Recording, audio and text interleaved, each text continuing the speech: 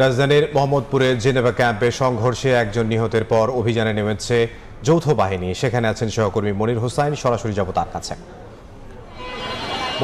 রাজধানীর জেনেভা ক্যাম্পে যে যৌথ বাহিনীর অভিযান, সেই অভিযান এখনো চলছে মাদক কারবারিদের বিরুদ্ধে। এবং যেটি আসলে আমরা বলছিলাম, দুপুরে একটি সংঘর্ষের ঘটনা ঘটে দুই গ্রুপের মধ্যে।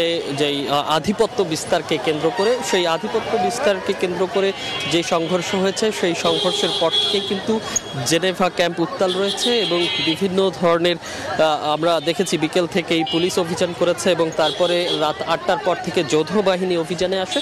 এবং সেই অভিযানে এখন আমরা আসলে দেখতে পাচ্ছি যে প্রায় আমরা দেখেছি ১০-১২ জনের মতো আটক করেছে যৌথ বাহিনী। যদিও এখনো নির্দিষ্ট সংখ্যা এখনো যৌথ বাহিনী বলেনি। কিছুক্ষণ পরেই আসলে তারা একটি গণমাধ্যমে কথা বলবেন, প্রেস ব্রিফ করবেন এবং সেই ব্রিফিংয়ে আসলে কতজনকে গ্রেফতার করা হয়েছে এবং কোনো মারণাস্ত্র কিংবা কোনো দেশীয় অস্ত্র উদ্ধার করেছে কিনা সেটি আসলে আমরা জানতে পারবো। এবং তখন আসলে বিস্তারিত তারা গণমাধ্যমকে জানাবেন। এবং আমরা আসলে দেখতে পাচ্ছি একটি ভ্যানে করে, পিক আপে করেই সেনাবাহিনী যাদেরকে আটক করেছে তাদেরকে নিয়ে যাচ্ছে এবং তাদের যেই আত্মীয় স্বজন আছেন এখানে তারা ভিড় করছেন এবং যেই তারা দেখছি আসলে।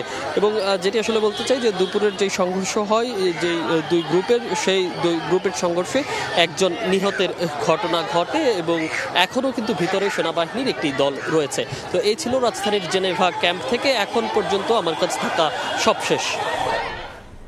মোহাম্মদপুরের জেনেভা ক্যাম্প থেকে সরাসরি যুক্ত হয়েছিলেন সহকর্মী মনির হোসাইন।